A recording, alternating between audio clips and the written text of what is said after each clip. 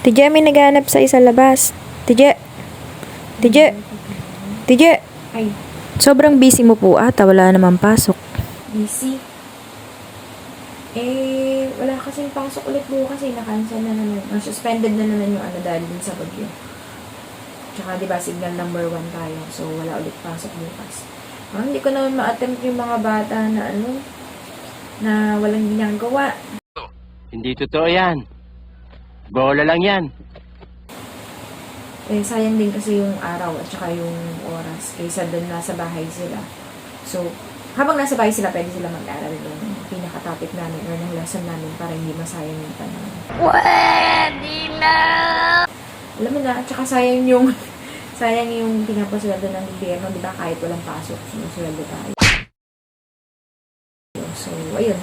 Para maging productive naman talaga. So, eto, ginagawa ko na yung lesson tapos isend ko mamaya pagka na-video ka na. Wag. Wag. Wag. Wag.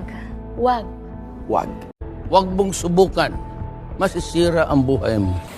Nagawa ko na na in-video record ko and then para may explanation tapos aralin nila then send ko sa kanila yung pinaka-topic. Meanwhile.